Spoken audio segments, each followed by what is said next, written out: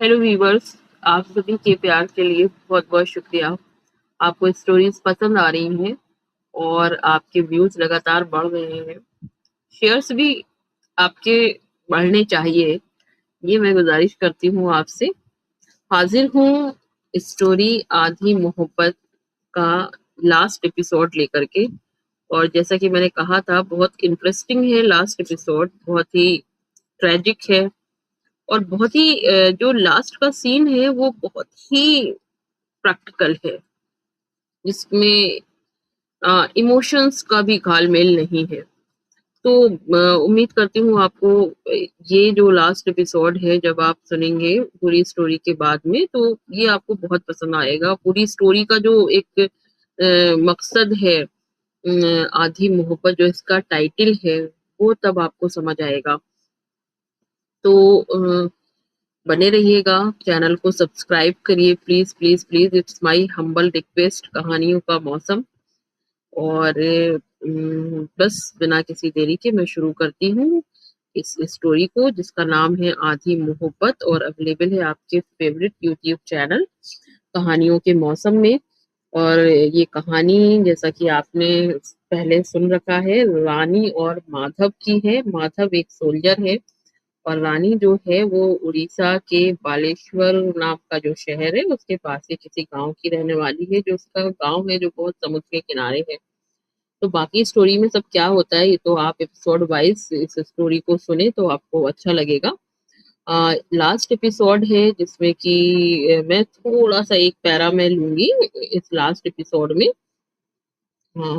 Episode जो second last था, 4 वाला, उसका, ताकि आप उस स्टोरी को कनेक्ट कर पाए। शादी को 1 हफ्ता हो गया था। रानी शिराज के साथ बहुत खुश थी। शायद उसे जिंदगी की सारी खुशियां मिल गई थी।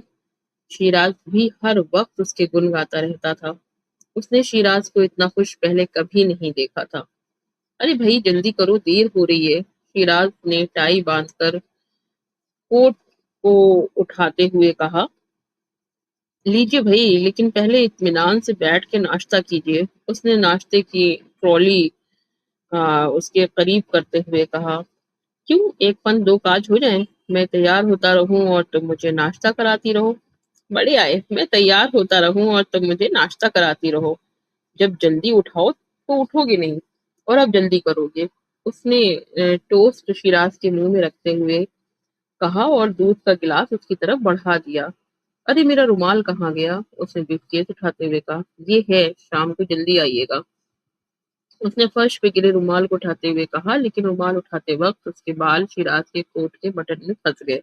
उफ, एक और आफत। तुम औरतों की भी आदमियों को अपने सामने रखने की क्या क्या अदाएं हैं। शिराज ने उसके बालों को अपने कोट के बटन से बड़ी बड़ी मुश्किल में छुड़ाते हुए कहा, और रानी हंसने लगी।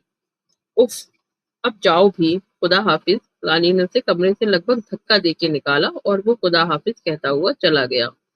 शाम के वक्त वो उसके लिए उसकी पसंद की कुछ डिशेस तैयार कर रही थी।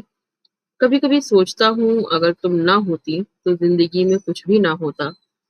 वो न जाने कब किचन में आ गया था और अब दोनों हाथ रानी की कमर में डाले खड़ा था।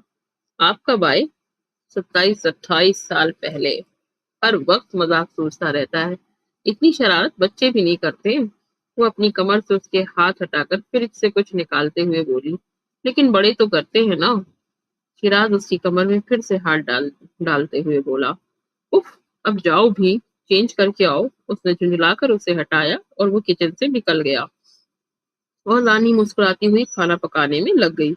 दूसरे दिन भी वो जल्दी आने का वादा करके गया था, लेकिन इस वक्त रात के 9 बज रहे थे और वो अभी तक नहीं आया था। रानी कई बार ऑफिस फोन कर चुकी थी, लेकिन शायद ऑफिस बंद हो चुका था। कोई भी फोन रिसीव नहीं कर रहा था। वो बेचैन सी कमरे में टहल रही थी। तभी फोन की घंटी बजी और उसने लपक कर रिसीवर उठाया। हेलो, मिसेस शिराज से बात करनी है, उधर से कहा गया। हाँ, बोल रही हूँ, कहिए। मिस्टर शिराज की गाड़ी का एक्सीडेंट हो गया और वो सिविल हॉस्पिटल में है। आप जल्दी पहुंचिए। एक साथ उसके दिमाग में न जाने कितने धमाके हुए थे। खान चाचा! वो चीख कर कमरे से नीचे आई। उसकी घबराई हुई चीख सुनकर खान चाचा भी दौड़ते हुए आए थे। کیا ہوا بیٹی؟ وہ وہ شیراز کا ایکسیڈنٹ ہو گیا ہے، اسے سول ہاسپٹل لے جایا گیا، خان چاچا جلدی چلو، وہ گھبرائی گھبرائی بولی تھی۔ نہیں بیٹا، ایسا نہیں ہو سکتا، خان چاچا بے یقینی سے بولے اور اس کا ہاتھ پکڑ کے گھر سے باہر آ گئے۔ پھر ایک ٹیکسی کر کے وہ لوگ ہاسپٹل پہنچے، لیکن تب تک بہت دیر ہو چکی تھی۔ شیراز اس کا ساتھ ہمیشہ کے لیے چھوڑ کر بہت دور جا چکا تھا۔ ایک بار پھر وہ تنہا رہ گئی تھی اور قدرت کے اس بھیانک مذاق پر شیراز کے بے جان جسم سے لپٹ کر رو رہی تھی۔ دیکھنے والے بھی اس کی حالت دیکھ کر روئے بنا نہ رہ سکے تھے۔ ابھی تو اس کے ہاتھ کی ایک بھی چوڑی چٹکی تک نہ تھی کہ اسے زبردستی ان چوڑیوں کو توڑنا پڑا۔ خان چچا نے ہمت سے کام لیتے ہوئے اس کے بکھرتے وجود کو سمیٹا تھا۔ شیراز کو اس دنیا سے گئے ہوئے آج تیسرا دن تھا۔ وہ اس کی تصویر کے سامنے بیٹھی تھی۔ شیراز، تم نے مجھے زندہ رہنا سکھایا تھا، تم نے مجھے بتایا تھا کہ انسان زندہ رہنے کے بہانے ڈھونڈ لیتا ہے، اور میں نے ایسا ہی کیا۔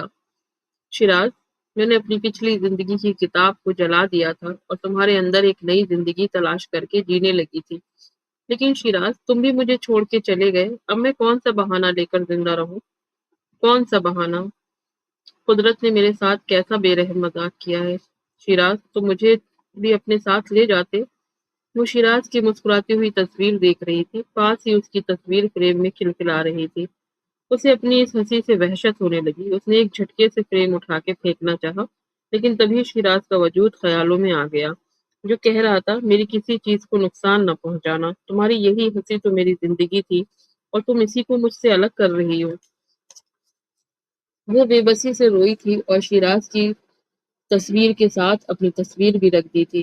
پھر دوسرے دن ہی شیراز کے نہ جانے کتنے رشتے دار اور کزن ٹپک پڑے تھے، جن کو نہ وہ جانتی تھی، نہ شیراز نے کبھی ان کا ذکر کیا تھا۔ وہ خان چاچا کے پاس سمٹی کھڑی رہی جب ان لوگوں نے آ کر شیراز کے اس سپنوں کے گھر کو نیلام کر دیا جہاں اس کی شیراز کی پیار کی خوشبو بسی تھی۔ وہ کچھ نہ بول سکی اور چپ چاپ خان چاچا کے ساتھ ایک بے بس سی نگاہ اس گھر پہ ڈال کے چلی آئی اور سوچتی رہی کہ دنیا میں ایک اکیلی عورت کتنی بے بس ہوتی ہے، ٹھیک اسی بیل کی طرح جو دیوار کا سہارا لے کر چڑھتی تو ہے، اور جب وہ دیوار گر جاتی ہے تو اس بیل کا سہارا بھی چھن جاتا ہے اور بے جان سی ہو کر گر جاتی ہے، اور پھر کتنے ہی پیر اس بیل کو کچلتے ہیں اور ایک دن وہ بیل مرجھا جاتی ہے۔ وہ اب خان چاچا کے ساتھ ان کے چھوٹے سے ایک کمرے کے گھر میں آ گئی تھی اور اڑیسہ کو ہمیشہ ہمیشہ کے لیے چھوڑ آئی تھی۔ وقت نے اپنے پیر اور پسارے اور عمر کے ایک دور میں خان چاچا بھی اسے چھوڑ کر چلے گئے۔ تب سے اب تک وہ اکیلی اس کمرے میں اپنی زندگی کے بچے کچے دنوں کا بوجھ اٹھا رہی تھی۔ سرکار کی طرف سے اسے بڑھاپے کی پینشن مل جاتی تھی جو اس کے لیے کافی تھی۔ خیر، میں بھی کہاں اپنی گاتھا لے کے بیٹھ گئی اور تمہارے بارے میں کچھ بھی نہ پوچھا۔ اس نے ایک ٹھنڈی سانس لے کر صبح کی آمد ہونے والی ہے لے کر کہا اس نے ایک ٹھنڈی سانس لے کر کہا صبح کی آمد ہونے والی تھی۔ دور سے چڑیوں کی چہچہٹ سنائی پڑ رہی تھی۔ بوڑھا بنا کچھ کہے کھڑا ہو گیا تھا۔ ارے، تم نے اپنے بارے میں تو کچھ بتایا ہی نہیں۔ رانی بھی کھڑے ہوتے ہوئے بولی، بس اتنا سمجھ لو، میں بھی تمہاری طرح وقت کے ہاتھوں ستایا ہوا ایک لاچار انسان ہوں۔ بوڑھا یہ کہہ کر دروازہ کھول کے کمرے سے نکل گیا اور رانی اس کھلے دروازے سے تب تک دیکھتی رہی جب تک وہ اوجھل نہیں ہو گیا۔ پھر صبح ہونے کا خیال کر کے اس نے طاق میں رکھا ہوا چراغ بجھا دیا۔ ادھر وہ بوڑھا ایک انجان اور کبھی نہ ختم ہونے والے سفر کو چل دیا تھا۔ اس کی آنکھوں میں بھی سب کچھ ایک اسکرین کی طرح آتا چلا گیا تھا۔ بچپن سے وہ کھیت کھلیان، جوانی میں سرحد پہ لڑنا، آنکھوں میں ڈھیروں خواب، رنیا کا انتظار کرتی آنکھیں، اس کا شرمانا، ناراض ہونا، ڈھیروں پیار کرنا، سب کچھ اس کی آنکھوں کے سامنے چھاتا چلا گیا۔ اسے وہ پل یاد آیا جب وہ آنکھوں میں آنے والے کل کے ڈھیروں سپنے لے کے گاؤں سے چلا تھا۔ وہ آخری دن تھا جب اس نے رنیا کو دیکھا تھا۔ گاؤں کے سارے لوگ اسے ودا کرنے آئے تھے۔ اس نے کنکھیوں سے رنیا کے گھر کی طرف دیکھا تھا جہاں دروازے کی اوٹ میں رنیا سکڑی سمٹی سی کھڑی تھی۔ پھر وہ سرحد پہ آ گیا تھا اور فوراً ہی اسے دشمنوں کا سامنا کرنا پڑا تھا۔ ایک دن اس نے ٹی وی پہ اپنی بٹالین کے سبھی لوگوں کے ساتھ دیکھا تھا کہ اڑیسہ میں بھیانک طوفان نے تباہی مچا رکھی ہے۔ اس کا دل ایک انجانے خوف سے خوفزدہ ہو گیا تھا، لیکن وہ کچھ بھی نہ کر پایا تھا۔ ٹی وی میں سامنے ہی پانی سے بھرا بالیشور کا وہ گاؤں، ٹوٹے پھوٹے گھر، آدمیوں اور جانوروں کی لاشیں، اس کا دل چاہا کہ وہ دوڑ کے اپنے گھر والوں سے مل لے، لیکن وہ کچھ نہ کر پایا تھا۔ اسے فوراً ہی سرحد پار کے دشمنوں سے جوجھنا پڑا تھا، اور پھر ایک رات اسے اکیلے میں کچھ آتنکوادیوں نے پکڑ کے سرحد پار بھیج دیا تھا۔ کتنی اذیتیں اس نے سہی تھیں، اسے اپنے گاؤں تو کیا، اپنے ملک تک کی کوئی خبر نہیں پتا ہو پاتی تھی۔ اسے کتنی بار ڈھیروں راز جاننے کی کوشش کی گئی تھی، لیکن وہ کچھ نہ بولا تھا۔ اس کی یہ حالت دیکھ کے آتنکوادیوں کا کام کرنے والی نوکرانی نے ایک رات اسے وہاں سے چپ چاپ بھگا دیا تھا، اور پھر 8 مہینے بعد جب وہ دوبارہ بالیشور آیا تو سب کچھ مٹ چکا تھا، نشانیاں بھی باقی نہیں بچی تھی۔ وہ کتنا بھٹکا تھا۔ پھر ایک بار اسے ایک ہوٹل کے پرانے اخبار میں اپنے نام اشتہار دیکھا تھا۔ اس نے جھٹ پٹ وہ اخبار اٹھا کے پڑھا تھا، جس میں لکھا تھا: مادھو کہیں بھی ہو فوراً اس پتے پہ آ جاؤ، تمہاری رنیا۔ نیچے پتہ لکھا تھا: شیراز علی، civil officer, civil line, Baleshwar. اور وہ اخبار لے کر فوراً اس بنگلے میں گیا تھا، لیکن وہاں دوسری نیم پلیٹ تھی۔ اس بنگلے کے لوگوں نے بتایا تھا کہ شیراز احمد ایک کار ایکسیڈنٹ میں مارے گئے، اور یہ بنگلہ انہوں نے لے لیا ہے۔